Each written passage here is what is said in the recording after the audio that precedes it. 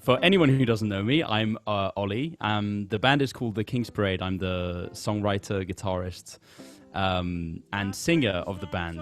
And we met at the University of York in 2011 is when I met everyone. When you realize you want to make it your career, you don't really know where to go from there because there's no rule book as to how to do it. There's no kind of system in place for you to realize your dream and your passion. But we knew we had to do it, and I think what we did, which was the most logical version for us, was we decided to find a place to be all together and be able to play all the time, and that would inevitably create something. And the place we decided to go was London.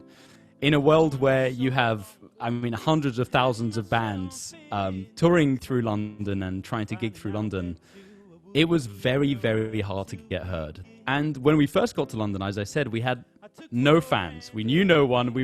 Friends and family were coming to gigs. Anyone we knew, we were trying to pull together. But there's only so many times you can send a little invite via Facebook saying, please come down to this gig at this pub that you've never heard of, which is actually horrible. You know, you really need to get people down who are just fans of the music. And busking completely enabled that. We started off playing covers because we were terrified of playing our original music, and we started off outside the Natural History Museum in London. I remember very well that first feeling of a circle kind of gathering around us, and it was such an amazing moment because we had no idea what to expect, and suddenly we had a crowd and people wanted to listen. It was incredibly helpful to our careers. It was so helpful, in fact, that it was the way that we managed to meet our first producer, Rob Brinkman. And that's the reality of busking, is you never know who's going to walk by and listen to your music.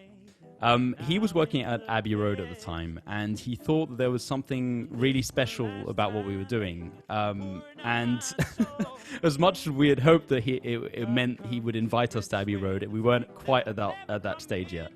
So instead of recording the beautiful facilities at Abbey Road for the first EP, we ended up recording in our garden shed, which is a slight step down from Abbey Road, of course. It really opened up some doors to finally have some music out there in the world. So we put it on Spotify, on iTunes, and suddenly things actually started happening. And it was an amazing feeling. It wasn't all the things we'd imagined would happen, but it was a start of something and a start of a career. The album writing started just last year for us.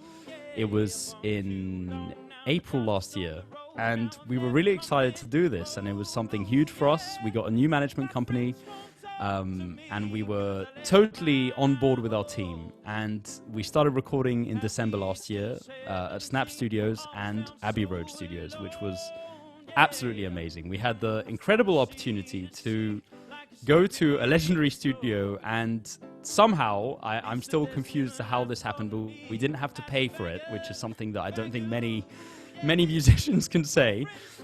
We got very lucky, and part of that was by meeting people on the streets, and part of it was just pure luck. I don't know, I guess I don't think I'm in any position to give any advice to up-and-coming musicians, but I can say that I've been through the years, through a few years anyway, and I think the advice I'd give is just to make sure to follow the music and follow what feels right. As much as sometimes the world can come to a stop, it doesn't mean that art comes to a stop.